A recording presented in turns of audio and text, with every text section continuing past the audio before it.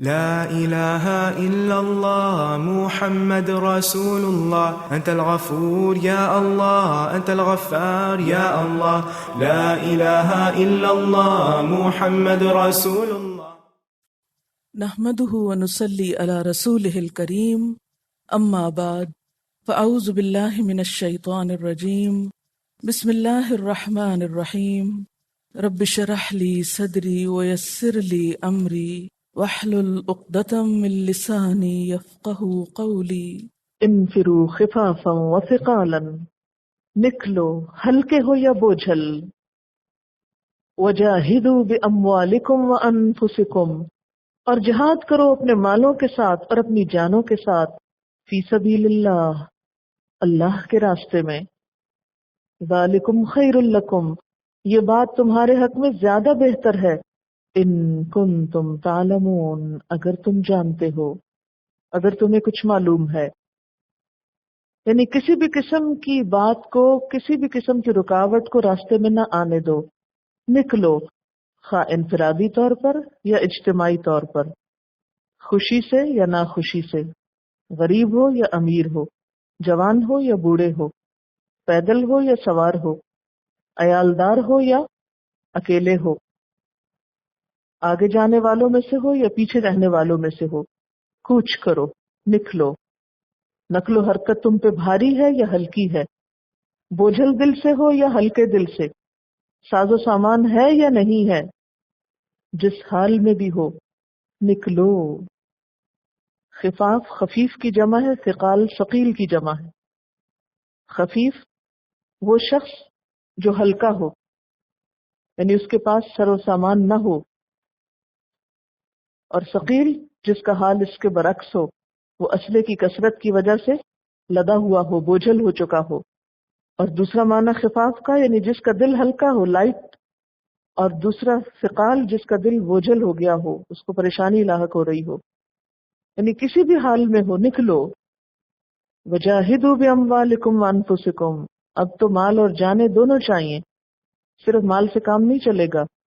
یہ وہ جنگ ہے جس میں دونوں چیزیں لے کے جانی ہوگی.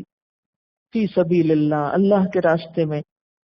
یعنی کچھ مقامات زندگی میں ایسے آتے ہیں، کچھ جہاد کے موقع ایسے آتے ہیں کہ جہاں دونوں چیزیں دینی پڑتی ہیں. ذالکم خیر لکم، یہ تمہارے لیے اچھا ہے، ان کنتم تعلمون، اگر تم علم رکھتے ہو. لو کان عرضا قریبا، اگر ہوتا نفع قریب کا، عرض کہتے ہیں سامان کو، نفع کو، فائدے کو. وسفرا قاصدا، اور سفر ہوتا قریب کا، قاصد قصد سے ہے، متوسط یعنی نارمل، آسان. لتبعوک، تو یہ پیروی کرتے آپ کی. ولیکن، لیکن، بعدت علیہم الشقہ، دور ہو گئی ان پہ مسافت، یعنی راستہ بڑا لمبا تھا. یہ اشارہ ہے منافقین کی طرف کہ یہ منافق آپ کے ساتھ نکلتے اگر حالات ان کے لیے فیوریبل ہوتے، ان کو جلدی کچھ سامان ملنے کا یقین ہوتا یا راستہ تھوڑا ہوتا تو چل پڑتے، لیکن ابھی تو راستہ بڑا لمبا ہے، اس لیے چلنے سے گریزاں ہیں. وَسَيَحْلِفُونَ بِاللَّهِ، اور عنقریب اللہ کی قسمیں کھائیں گے. کس بات پہ؟ لَوْ اسْتَطَعْنَا، اگر ہم میں استطاعت ہوتی، لَخَرَجْنَا مَعَكُمْ، تو ہم بھی تمہارے ساتھ ضرور نکلتے. یعنی قسمیں کھا کھا کے تمہیں یقین دہانی کرائیں گے کہ ہماری بڑی مجبوریاں ہیں، ہم اس لیے نکل نہیں پا رہے، ورنہ ضرور ہم بھی چلتے. دل تو بڑا چاہتا ہے لیکن کیا کریں. یہلکون انفسہم، یہ اپنے آپ کو ہلاک کر رہے ہیں. واللہ یعلم، اور اللہ جانتا ہے، انہم لکاذبون، کہ بے شک یہ جھوٹے لوگ ہیں. یہ سب اوپر کی باتیں کر رہے ہیں، حقیقتاً جو باتیں اور خدشے انہیں جہاد پہ جانے سے روک رہے ہیں وہ تو ان کے دلوں میں ہیں، آپ کے سامنے ظاہر ہی نہیں کر رہے، ادھر ادھر کی باتیں کر کے آپ کو ٹال رہے ہیں. کئی دفعہ ایسا ہوتا ہے نا کہ دین کا معاملہ ہوتا ہے، قربانی کا معاملہ ہوتا ہے، اور دل اپنا نہیں چاہ رہا ہوتا اور بہانے ہم دوسرے کر رہے ہوتے، وجوہات کچھ اور بتا رہے ہوتے. ہماری زبان اور دل میں فرق ہوتا ہے. تو ایسے موقعوں پر پھر اپنے ساتھ سچا ہونے کی ضرورت ہے کہ ہم کس کو دھوکہ دے رہے ہیں. وہ تو چلے جنگ کا معاملہ تھا، ہم تو بہت چھوٹے چھوٹے معاملوں کے لیے چھٹی کر کے بیٹھ جاتے ہیں. آج مہمان آ رہے ہیں اور آج کسی کی شادی پہ جانا ہے اور آج ہم رات دیر سے واپس آئے تھے اس لیے آج ذرا آرام کر لیں. یعنی چھوٹی چھوٹی باتوں پہ ہم دین کے کام سے بیٹھ جاتے ہیں. آج بھی جو لوگ گھر بیٹھے ہوئے ہیں وہ یہ سب کچھ گھر میں بیٹھ کے سیکھ اور پڑھ سکتے ہیں. جو برکت یہاں ہوتی ہے اجتماعی طور پر ایک چیز کو سیکھنے کو، گھر میں تو نہیں ہے.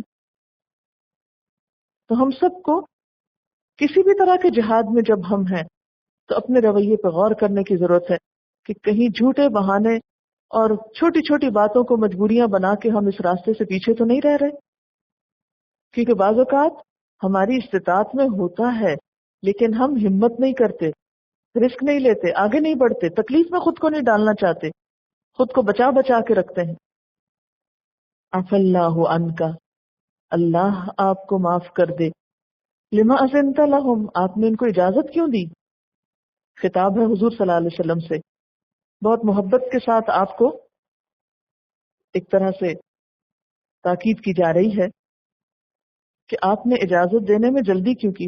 کیونکہ ہو یہ رہا تھا نا کہ منافقین آ کے جھوٹے عذر بہانے پیش کرتے، تو حضور صلی اللہ علیہ وسلم جانتے بھی ہوتے کہ یہ جھوٹ بول رہے ہیں، اس کے باوجود اپنے جو آپ کا ایک اخلاق تھا اور جو آپ کا ایک خاص انداز تھا نرمی کا، اس کی بنا پر آپ جو بھی آتا کہ میرا یہ مسئلہ ہے، یہ بہانہ، آپ کہتے اچھا جاؤ.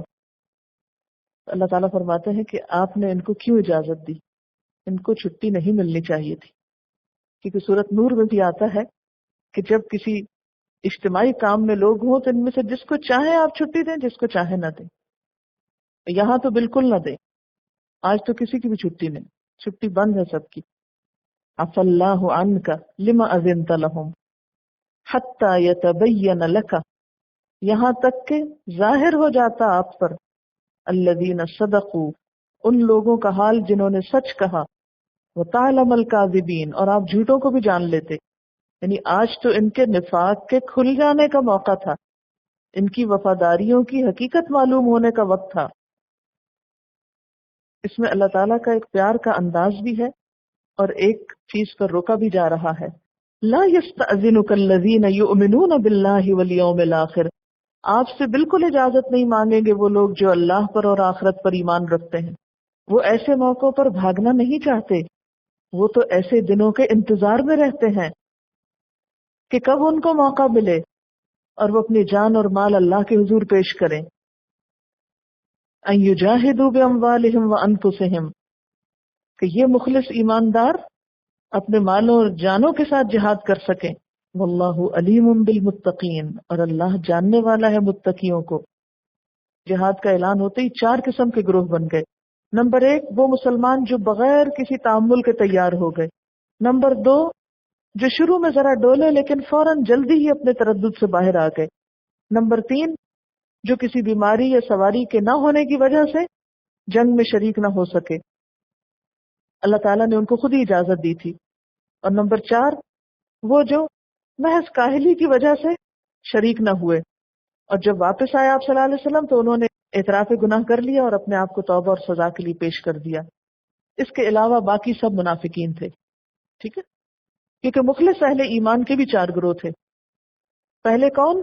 جو فوراً تیار ہو گئے. دوسرے جو ذرا سا ٹھٹک کے تیار ہو. تیسرے جو معذور تھے. اور چوتھے جو وہ سستی کی وجہ سے رہ گئے لیکن بعد میں پھر انہوں نے توبہ کر لی. انہی کے نام پہ تو یہ سورت التوبہ ہے.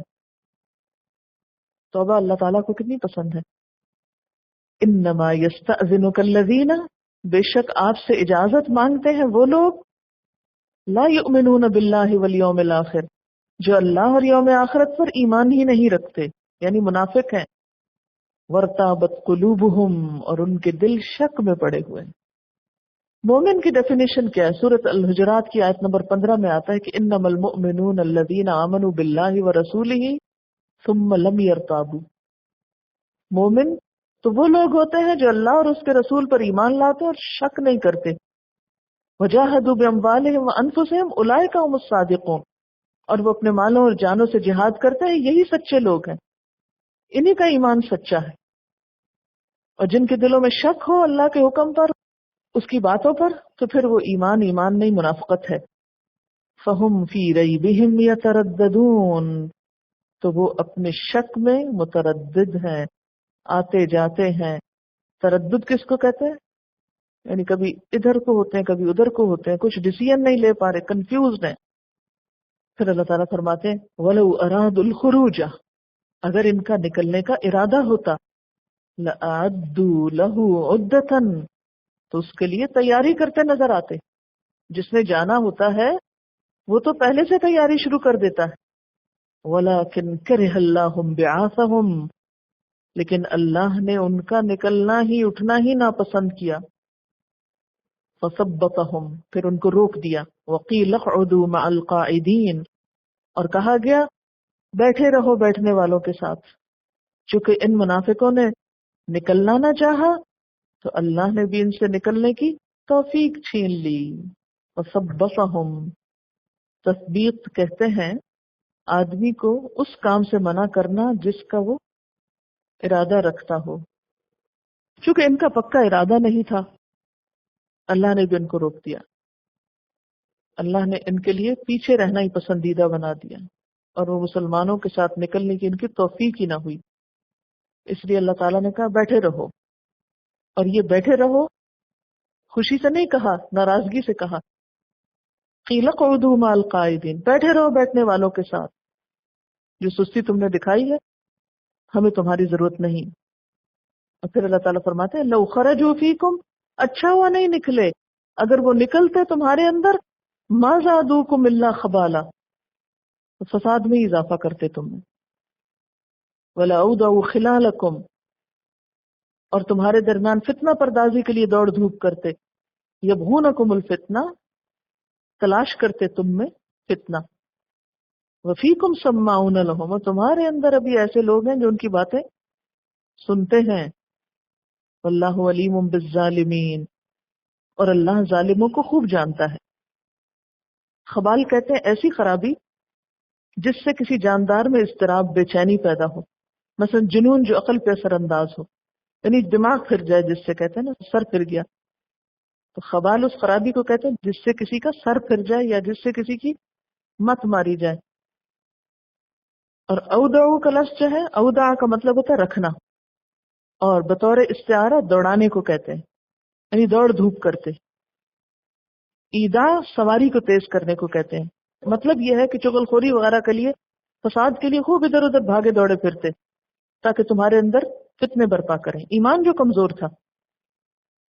خلالکم، خلل کی جمع ہے تمہارے درمیان، یعنی کس طرح پھر وہ تمہیں نقصان پہنچاتے. مثلا یہ کہ جنگ سے فرار حاصل کرتے، دوسروں کے حوصلے توڑتے، یا پھر دشمن کے لشکر سے جا کے کوئی ساز باز کرتے، کوئی سازشوں کے جال بنتے، یا تمہارے درمیان اختلاف کا سبب بنتے، ادھر کی باتیں ادھر پہنچا کے دل چھوٹے کرتے. یبغونکم الفتنہ، تم میں فتنہ تلاش کرتے، کبھی غلط رائے اور غلط مشورہ دیتے، تمہارے اتحاد کو پارا پارا کرتے. اور تمہارے اندر ان کے لیے سنگن لینے والے بھی موجود ہیں، یعنی منافقین کی جاسوسی کرنے والے بھی کچھ کمزور ایمان والے ہیں ابھی لشکر میں. اب ہوتا یہ نا جیسے کسی بھی ٹیم کے اندر کچھ لوگ تو بہت مخلص ہوتے ہیں، جان مار کے اپنا آپ بھلا کے کام کرتے ہیں. کچھ لوگ ایسے ہوتے ہیں جو بیچ کے راستے میں ہوتے ہیں، کبھی اچھوں کو دیکھ کے اچھا کر لیا اور کبھی دوسروں کو دیکھ کے ادھر ڈاواڈول ہو. اور کچھ ہوتے ہیں کہ جو بالکل یعنی ایک طرح سے اینٹی گروپ ہوتے ہیں، جن کی ہمدردیاں اپنی ٹیم کی بجائے دشمنوں کی ٹیم سے زیادہ ہوتی ہیں. ایسے لوگ جو تیسرے درجے کے تھرڈ کلاس لوگ ہیں، یہ ہمیشہ ٹیم میں فتنہ فساد پیدا کرتے ہیں اور اس سے ان کے ہمت توڑتے ہیں. اور ان کا کام کیا ہوتا ہے؟ ادھر کی بات ادھر لگا، ادھر کی ادھر لگا، اس کو اس سے لڑا، اس سے اس کو جھگڑا، اور ہر وقت ایک اضطراب پیدا کیے رکھتے ہیں. اللہ تعالیٰ فرماتے ہیں تم غم نہ کرو کہ یہ منافق تمہارے ساتھ نہیں نکلے. اچھا ہوا نہیں نکلے. اگر یہ نکلتے تو یہ جو بیچ کے لوگ ہیں، یہ کمزور ایمان کے لوگ ہیں، یہ ان کو بھی ساتھ ملا کے، کیونکہ منافقین بڑے چرب زبان تھے، تو ان کی چرب زبانی سے وہ بد دل ہوتے. اب تو یہ نا کہ مخلص اہل ایمان کو دیکھ کے یہ کمزور بھی کسی اچھی طرف نکل آئیں گے، لیکن ان کی موجودگی میں کمزور ایمان والے اور اس طرح کے لوگ جو ہیں وہ بھی تمہارے لیے مصیبت بن جاتے. فتنہ بن جاتے. نادان دوست یا نادان قسم کے لوگ، اور ہر جگہ پر ایسے لوگ موجود ہوتے ہیں.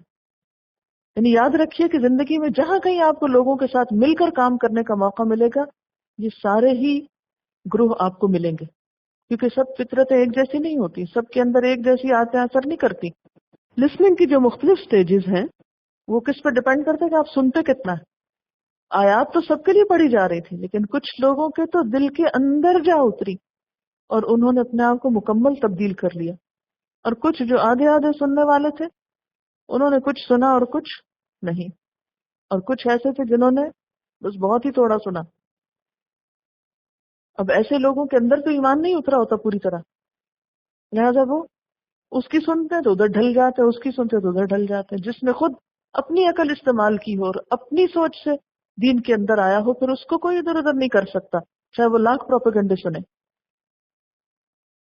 واللہ علیم بالظالمین، اور اللہ ظالموں کو خوب جانتا ہے. لقد ابتغوا الفتنة من قبل، البتہ تحقیق انہوں نے چاہا تھا فتنہ، من قبل اس سے پہلے بھی، یعنی اس سے پہلے بھی، اس کس سے پہلے؟ جنگ تبوک سے پہلے بھی انہوں نے بارہا فتنہ انگیزی کی کوششیں کی ہیں. یعنی جب سے آپ مدینہ میں تشریف لائے ہیں یہ کسی نہ کسی طرح فتنہ پھیلانے کی کوشش کرتے رہتے ہیں. مثال کے طور پر غزوہ احد میں پہلے یہ ساتھ ہو لیے، پھر واپس پلٹ آئے دوسروں کا بھی حوصلہ توڑنے کے لیے. وَقَلَّبُوا لَكَ الْأُمُورَ، اور الٹ پلٹ کیے آپ کے لیے کئی معاملات، یعنی کئی معاملات میں انہوں نے بگاڑ پیدا کرنے کی کوشش کی. حَتَّى جَاءَ الْحَقُّ، یہاں تک کہ حق آ گیا. وَظَهَرَ أَمْرُ اللَّهِ، اور اللہ کا فیصلہ ظاہر ہو گیا، یعنی اسلام کے حق میں، دین کے حق میں. کب؟ ابتدا میں جنگ بدر میں، اور اس کے بعد فتح مکہ کے موقع پر. وَهُمْ كَارِهُونَ، اور وہ ناپسند کرنے والے تھے. کس چیز کو ناپسند کرنے والے تھے؟ آپ کی کامیابی کو. وَمِنْهُمْ، اور ان میں سے، کن میں سے؟ منافقین میں سے. مَن يَقُولُ، جو کہتا ہے، اِذَن لِّی، مجھے اجازت دے دیجئے. کس بات کی اجازت؟ جنگ میں نہ جانے کی. وَلَا تَفْتِنِّی، اور مجھے فتنے میں نہ ڈالیے، گناہگار نہ کیجیے. الا فی الفتنۃ سقطوا، خبردار فتنے میں وہ گر چکے، مبتلا ہو ہی چکے. وَإِنَّ جَهَنَّمَ لَمُحِيطَةٌ بِالْكَافِرِينَ، اور بے شک جہنم کافروں کو گھیرے میں لیے ہوئے ہے، کافروں کا احاطہ کیے ہوئے ہے. یہاں ایک خاص شخص کی طرف اشارہ ہے جس کا نام جد بن قیس تھا. روایات میں آتا ہے کہ اس نے نبی صلی اللہ علیہ وسلم کی خدمت میں آ کر عرض کیا کہ میں ایک حسن پرست آدمی ہوں، میری قوم کے لوگ میری اس کمزوری سے واقف ہیں کہ عورتوں کے معاملے میں مجھ سے صبر نہیں ہوتا. میں ڈرتا ہوں کہ کہیں رومی عورتوں کو دیکھ کر میرا قدم پھسل نہ جائے، اس لیے آپ مجھے گناہ میں مبتلا ہونے سے بچا لیجیے اور اس جہاد میں شرکت سے مجھے معذور رکھیے. اب اس سے آپ اندازہ کر سکتے ہیں کہ کیسے کیسے لفظ بول کر اور کیسی کیسی عبارتیں گھڑ کے وہ حضور صلی اللہ علیہ وسلم کے سامنے بہانے کر رہے تھے. یعنی کتنے شیلو اور کتنے اتھلے قسم کے اور کتنے کمزور قسم کے عذر تھے جو یہ تراش رہے تھے جنگ سے بچنے کے لیے. اس میں ہم سب کے لیے بھی ایک سبق ہے. ہم بھی ایمان کا دعویٰ تو بہت کرتے ہیں، لیکن بعض اوقات کوئی بھی ذمہ داری جو ہم پہ ڈالی جائے اس سے بچنے کے لیے ایسے ایسے عذر اور بہانے لاتے ہیں جن کی کوئی حقیقت نہیں ہوتی، جو حقیقت میں عذر نہیں ہوتا.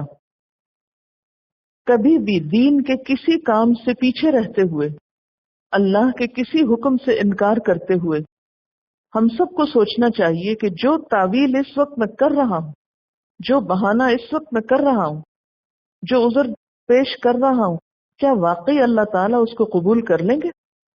کیونکہ ہمارے پاس ہر نافرمانی کے لیے کوئی نہ کوئی بہانہ موجود ہے. جو نماز نہیں پڑھتا اس کے پاس ایک لمبی لسٹ ہے بہانوں کی، وجوہات کی.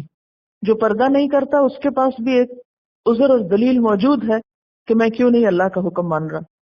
جو سود لیتا ہے اس کے پاس بھی دلائل موجود ہیں.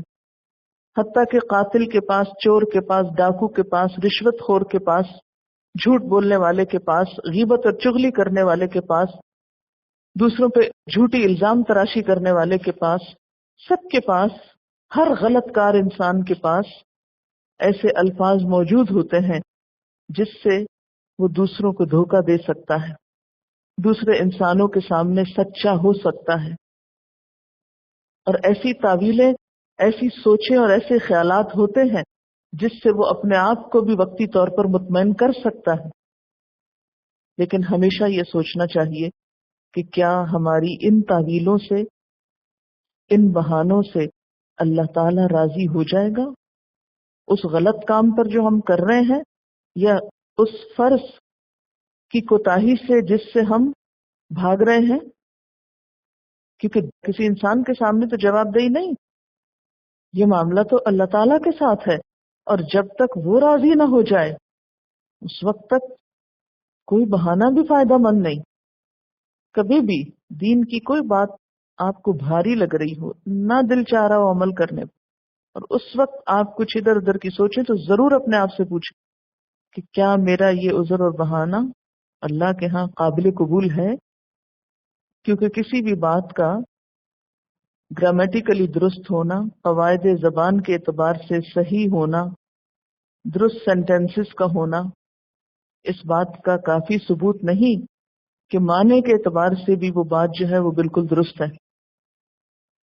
اور کچھ لوگ حقیقت میں بہت چرب زبان ہوتے ہیں، اور وہ الفاظ کے زور سے دوسروں کو چپ کرا دیتے ہیں. آپ نے کئی دفعہ دیکھا ہوگا کہ آپ کے پاس حق ہوتا ہے، آپ سچے ہوتے ہیں، لیکن آپ کے پاس الفاظ نہیں ہوتے، یا آپ کو اپنی بات کنوے کرنے کا طریقہ نہیں آتا. تو اس وقت آپ الفاظ کی دنیا میں پسپا ہو جاتے ہیں، ہار جاتے ہیں، نقصان اٹھا جاتے ہیں، اور بالآخر رونے لگتے ہیں کہ ہم جواب کیوں نہیں دے سکے. ہمیں پتہ ہے ہم صحیح ہیں، ہم سچے ہیں، لیکن ہمارے پاس جواب نہیں. اور کچھ لوگوں کے پاس ایک دوسرا حربہ ہوتا ہے، وہ غلط ہوتے ہیں، لیکن اس قدر چرب زبان ہوتا ہے کہ اپنی غلط بات کو بھی الفاظ کے زور پر درست ثابت کر دیں گے آپ کے سامنے، یا اپنی پرسنالٹی یا کسی بھی وجہ سے ایک بالکل غلط بات کو آپ کو سچا بنا کے دکھا دیں گے. دنیا میں تو ہار جیت کے یہ پیمانے کسی نہ کسی حد تک اثر کرتے ہیں اور انسانوں کو فائدہ یا نقصان پہنچاتے ہیں، لیکن اللہ کے ہاں کسی کی چرب زبانی اس کو فائدہ نہ دے گی. تو ہم خواہ کتنے بھی ہوشیار بننے کی کوشش کریں، دیکھنا یہ چاہیے کہ کیا ہم اللہ سے جیت سکتے ہیں، اللہ کو ہرا سکتے ہیں، اس کو عاجز کر سکتے ہیں، جس کا بار بار قرآن میں ذکر آیا ہے کہ کوئی اللہ کو عاجز نہیں کر سکتا، کوئی اس سے نکل کے بھاگ نہیں سکتا. دنیا میں تو آپ بھاگ جاؤ گے کہ ہم نہیں جہاد پہ جا سکتے اس لیے کہ ہمارے اندر فلاں نفسیاتی کمزوری ہے، ہمارے اندر فلاں چیز، اور اس سے یہ بھی پتہ چلتا ہے کہ بعض اوقات نفسیاتی کمزوریوں کا محض بہانہ ہوتا ہے. اس وقت کیا ہو رہا ہے، بڑے سے بڑا مجرم اس کو نفسیاتی مریض قرار دے کر چھوڑ دیا جاتا ہے کہ یہ نفسیاتی مریض ہے. تو یہاں یہ منافقین بھی اسی قسم کے نفسیاتی عذر کر رہے تھے، میں کیا کروں، میری بڑی مجبوری ہے، میرے اندر یہ کمزوری ہے، میں وہاں چلا گیا تو مجھ سے کوئی بڑا گناہ نہ ہو جائے، اس لیے بہتر ہے یہیں پیچھے ہی رہوں. بات تو بظاہر بڑی زبردست لگ رہی تھی کہ ہاں واقعی یہ گناہ میں پڑ سکتا ہے، ایسے شخص کی تو مدد کرنی چاہیے، لیکن ایسے عذر اللہ کو قبول نہیں. فرمایا الا فی الفتنۃ سقطوا، سنو فتنے میں وہ پڑ چکے ہیں. کیوں فتنے میں کیسے پڑ چکے ہیں؟ یعنی اپنی منافقت کی وجہ سے وہ پہلے ہی ایک آزمائش میں پڑ چکے ہیں. ان کی منافقت اور ان کا جھوٹ بولنا بذات خود ایک فتنہ ہے ان کے لیے. پھر چونکہ اس کا مطلب یہ تھا کہ مجھے آپ وہاں لے جائیں گے تو میں گناہ کر بیٹھوں گا تو اس طرح ہلاکت میں پڑ جاؤں گا، تو یہاں فتنے کو اگر ہلاکت کے معنی میں لیا جائے تو فرمایا کہ ہلاکت میں نہیں پڑنا چاہتے، وہ گناہ کر کے یہ تو پہلے ہی ہلاکت میں پڑ چکے ہیں. پھر اسی طرح اس کا ایک معنی یہ بھی کیا گیا ہے کہ اس نے کہا کہ آپ انکار کر کے مجھے گناہ گار نہ کریں، مجھے اجازت دے ہی دیں. اگر آپ اجازت نہیں دیں گے تو میں پیچھے رہ کر گناہ گار ہوں گا. آپ کی اجازت سے میرا پیچھے رہنا پھر گناہ شمار نہیں ہوگا. اس سے بھی کیا پتہ چلتا ہے کہ وقتی طور پر اگر کوئی شخص اپنے امیر کو یا اپنے ذمہ دار کو کوئی بہانہ کر کے کسی ذمہ داری سے جان چرا جاتا ہے، ادھر ادھر ہو جاتا ہے، تو وہ یہ نہ سمجھے کہ کیونکہ مجھے ایک آفیشیل چھٹی مل گئی ہے تو اس لیے اب میرے صرف کوئی گناہ نہیں آئے گا. نہیں، اس جھوٹ کا، اس دھوکے کا، اس سارے بناوٹی عذر کا گناہ تو پہلے ہی پڑ چکا تمہارے اوپر. اور یہ تو دنیا میں تھا. وَإِنَّ جَهَنَّمَ لَمُحِيطَةٌ بِالْكَافِرِينَ، اور بے شک جہنم کافروں کو گھیرے ہوئے ہے. دنیا میں جہاد سے پیچھے رہنا بذات خود ہلاکت کا سبب ہے، کیونکہ فتربصوا والی بات بھی ساتھ دہرا لے، اور مرنے کے بعد جہنم تو ہے ہی. یعنی تبوک پہنچ کر تو تم فتنے میں مبتلا ہوتے تو ہوتے، وہ تو ایک دور کی بات تھی. تم تو گھر بیٹھ کر ہی فتنے میں مبتلا ہو چکے ہو، کیونکہ اپنے دینی فرائض سے جی چرانا، دینی فرائض کو اور خصوصاً جہاد جیسے فریضے سے جی چرانا، سستی کرنا، کمزوری دکھانا، یہ بجائے خود ایسا فتنہ ہے کہ جس کے بعد انسان کے لیے ہلاکت میں گرنے، ذلیل و رسوا ہونے کے لیے کسی اور فتنے کی ضرورت ہی نہیں. یعنی کسی شخص کی سب سے بڑی ہلاکت کیا ہے کہ وہ اپنا فرض ادا نہیں کر سکا. تو فرض سے جان چرانا اور فرض کو ادا نہ کرنا یہ بذات خود انسان کی ناکامی کی دلیل ہے. پھر ان منافقین کا حال کیا ہے؟ ان تصبک حسنۃ تسؤہم، اگر آپ کو کوئی کامیابی ملتی ہے، کوئی بھلائی نصیب ہوتی ہے، مثلا کو مال غنیمت ملتی ہے یا جنگ میں کامیابی حاصل ہوتی، تسؤہم، ان کو بہت برا لگتا ہے. کیونکہ دوست کو ہی دوست کی کامیابی اچھی لگتی ہے، دشمن کو تو نہیں، وہ تو حسد میں اور جلتا ہے. تو یہ اسلام کا دعویٰ کرنے کے باوجود اسلام کے دوست نہ تھے. یہ منافق کسی صورت میں بھی اسلام کے لیے فائدہ مند نہ تھے. انہیں تو اسلام کی کوئی بھی کامیابی بہت ناگوار محسوس ہوتی تھی. اور پھر اس پہ پرکھ لیجئے، آج ہم سب کو اپنا آپ بھی پرکھنا چاہیے کہ دین کی کامیابی یا دین والوں کی کامیابی اگر ہمیں اچھی نہیں لگتی تو پھر ہمارے ایمان کا حال کیا ہے، ایمان کا لیول کیا ہے. کوئی بھی شخص اگر دین میں ترقی کرتا ہوا آپ کو اچھا نہیں لگتا تو پھر آپ دین کے کیسے دوست ہیں، کس دین کا دعویٰ کرتے ہیں. وَإِن تُصِبْكَ مُصِيبَةٌ، اور اگر آپ پر کوئی مصیبت آتی ہے، یعنی کوئی شکست یا ناکامی یا کسی قسم کی کوئی پریشانی، یقولوا، تو کہتے ہیں، قد اخذنا امرنا من قبل، کہ ہم نے تو اپنا معاملہ پہلے ہی ٹھیک کر لیا. یعنی اچھا وہ ہم نہیں گئے، ہم نے تو اپنا پہلے ہی بندوبست کر رکھا تھا. اخذنا امرنا من قبل، اس سے پہلے ہی ہم نے اپنا کام لے رکھا تھا. یہ لفظی معنی ہے، لیکن مراد اس سے یہ کہ اپنا معاملہ پہلے سے ہی درست کر رکھا تھا ہم نے. وَيَتَوَلَّوْا وَهُمْ فَرِحُونَ، اور وہ منہ موڑ جاتے ہیں کس سے؟ مدد سے. وَهُمْ فَرِحُونَ، اور وہ خوش ہو رہے ہوتے، اترا رہے ہوتے. سبحانک اللہم و بحمدک، اشہد ان لا الہ الا انت، استغفرک و اتوب الیک. السلام علیکم و رحمۃ اللہ وبرکاتہ.